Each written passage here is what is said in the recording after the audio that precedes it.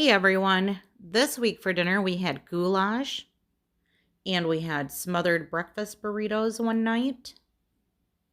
We also had crockpot beef tips and noodles, and I made some delicious cranberry, orange, and pineapple muffins.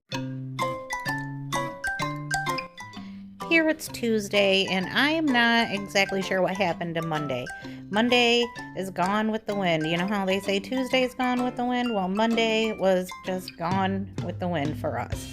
I worked 8 in the morning till 8 at night, and I did not plan well and make dinner ahead of time, so I took my food with me or got takeout. I don't remember, but anyway, we're moving on to Tuesday now, and we're having goulash.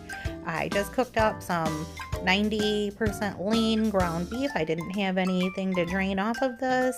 I added a half a bag of frozen bell pepper and onion to that, and then I added 2 cans of the Aldi brand Rotel, so tomatoes with green chilies, and then I just put in this box of vegetable stock. And to me, I think this may have been what made this goulash so good. I added a tablespoon of better than bouillon beef flavor, and it is stuck into this measuring spoon, and I am so stubborn that I absolutely refuse to get another spoon to get it out of there. So here I am just working with it. And then I added some crushed red pepper to this, and you know, we like spicy, so that's just what we do. And then I am going to bring this up to a boil and add my 2 cups of dry elbow macaroni. And here's the tricky part, because Bill called me and needed me to run to the school and pick up Cameron. He was running late from work. I was closer to Cameron, so these noodles sat in this liquid until he got here and could turn them back on and finish cooking them. So by the time I got back to the house, there was pretty much no liquid left in this goulash. So I'm adding a can of tomato sauce to this. And literally that's all that happened. So I don't know. It was better goulash than usual. And I don't know if it was just the different brand of tomato and peppers or if it was the vegetable stock. I'm not sure. I didn't do anything different, but I just had mine with a piece of sourdough bread, and it was so good. It's Wednesday, and my husband got home from work before I did, so he's getting dinner started for us. He's got some bacon going in one pan and some sausage in the other. It was all frozen, so he has the unenjoyable job of cooking sausage and bacon from the frozen state, which I don't enjoy, but he's actually doing it with a smile on his face. After the sausage and the bacon is cooked up, I had made some scrambled eggs to go inside some breakfast burritos. I have a couple of strips of the Velveeta type cheese in the bottom of the tortilla. I layered in some eggs, sausage, and some bacon, and then just began to roll my burritos up into rolls, nice and tight with the seam side down. And then I will get them all ready to go into the frying pan. Meanwhile, Bill had measured out the water for this package of Pioneer pepper gravy, and we used the same pan that we cooked the bacon in, so there was a little bit of that bacon fat in there, and then whatever was left over from the sausage, I just threw it back into the pan with it. We mixed up the gravy packets into the mixing bowl with the cold water that it called for, and then just whisked it all together. Then I put the burritos into some hot oil and cooked them on all sides until they were nice and toasty. Not sure why I did this. It just popped into my head that I needed to cook these tortillas somehow, because to me, a soggy tortilla in a breakfast burrito is like the grossest thing. So I decided to fry them up kind of chimichanga style. And this then took this breakfast burrito to the level where I will just label it as a guilty pleasure. Like, I really seriously think that I could feel my arteries clogging while eating these. So here is a tray of these burritos, smothered and covered with gravy and cheese, and then that tray had some onions on it. And I'm going to cut it in half just so I can show you all the inside of these burritos. Now, I'm not saying they weren't delicious. I'm just saying that it'll be a while before I let myself eat like this again, because it was just too good. These are inspired by burritos that we've gotten before at a cafe that has closed due to COVID. And next time I think I'll just bake them and not feel so guilty about it. Really, I think that my eyes were bigger than my stomach because I could only eat one of these. And um, yeah, we'll do it a little different next time. Bill said homemade gravy would have been better. Of course, it would be better, but these were still very good. Hey there, it's Thursday, so that means I am working noon to 9 today, and I usually put something in the crock pot for dinner because I work literally 5 minutes away from my house on this day, and so it's really easy for me just to run home and have my dinner at about 4 o'clock and then go back to work. And I get to have a home cooked meal. It's already for me in the crock pot. So I'm doing beef and noodles. I've been really, really looking forward to some beef and noodles for about a week now. So I'm super excited about this meal. And what I'm doing is I'm just using some stew meat. It was a good bargain for, that amount of meat. I got it at Sam's Club. It was about $14, just a little less, I think.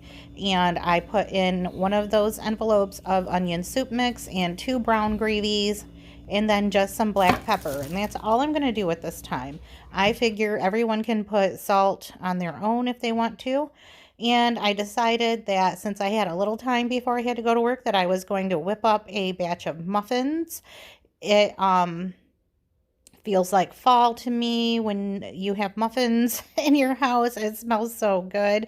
I've got a lot of smells going on today. I've got the muffins baking in the oven, and the smells coming from the crock pot. It just makes me want to stay home.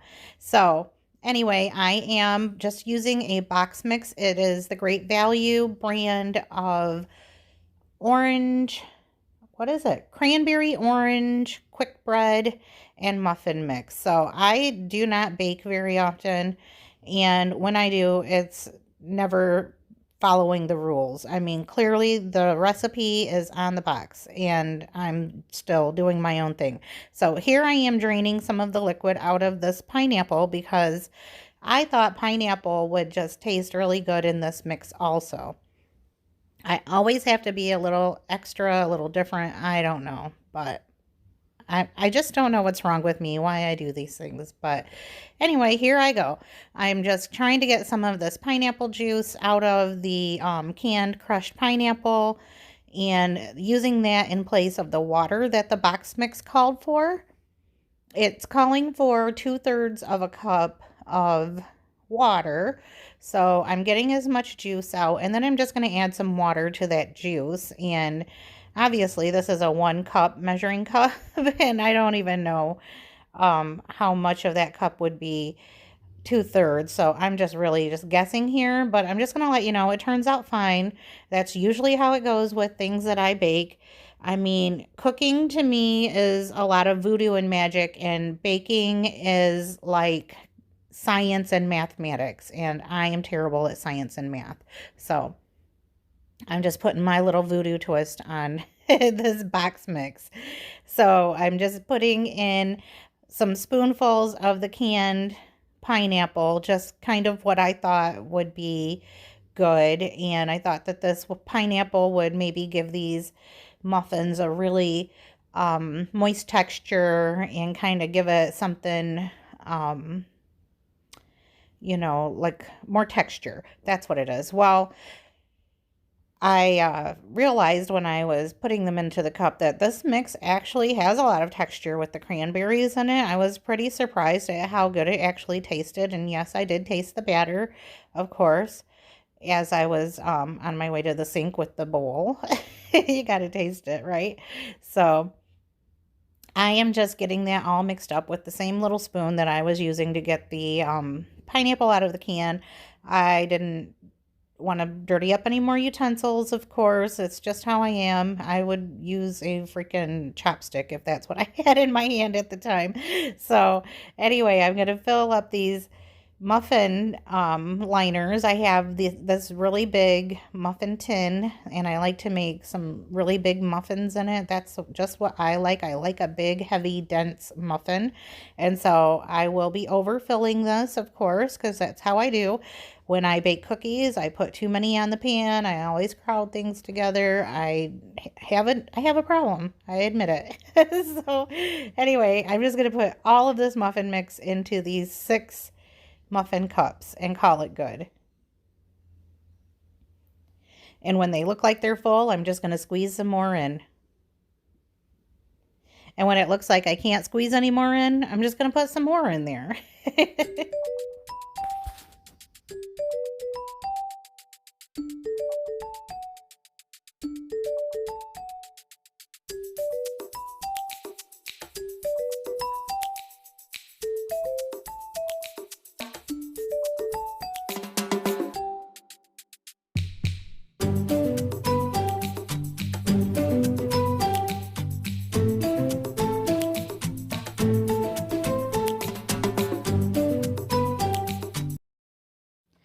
These muffins are ready to go into the oven. I have the oven on 350 and the box said to bake for 20 to 25 minutes. Well, I gave it 20 minutes and they needed 5 more minutes, and then I gave them 5 more just because I was being lazy and didn't get there. So meanwhile, I just opened up my crock pot because I was starting to smell this meat cooking up. It's smelling so good. And I'm just giving it a stir. Doesn't that just look good already? I wish that there was smell-o-vision. That's not even a thing, but maybe someday. Because this was just so delicious. And here are the muffins coming out of the oven when they were done. It worked out. I was really expecting to have muffin all over the top of my tin, where it just kind of blew up all over the place, but it didn't. They look perfect to me. So imagine that. Perfect muffins out of my Hot Mess Express kitchen.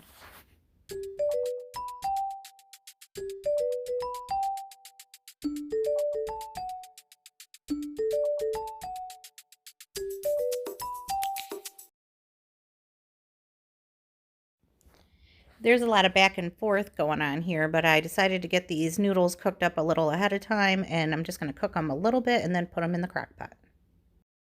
I just took the muffins out of that hot muffin tin and set them on a plate, and I'll just leave these sitting out on the counter so that people can grab one if they want one when they come home later. All right, I've chosen to cook my noodles on the stovetop and then add them to the crock pot.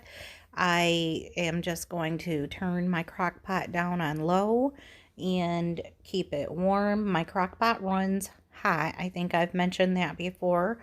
So low or warm is more like the low setting. So I don't want to put it on the low because that's high and then the high is like super high. So the meat is not as tender as I would like it to be, but in a few hours it will be, and my noodles will be just fine until then. Just going to put the lid on. I will give instructions to my husband to make a vegetable to go with this. I'm not sure if that'll happen, and I'm not sure if I'll be able to show you the finished bowls, but basically this is dinner in the crock pot. It's going to be a busy day for me. There will be some running in and out. I won't be home for good until 9 p.m. tonight, but I will have hot meal when I get there. That's all for now. I hope that you enjoyed this video. Thank you so much for watching, and if you did enjoy it, please hit the subscribe button so that you can see more videos in the future. Bye for now.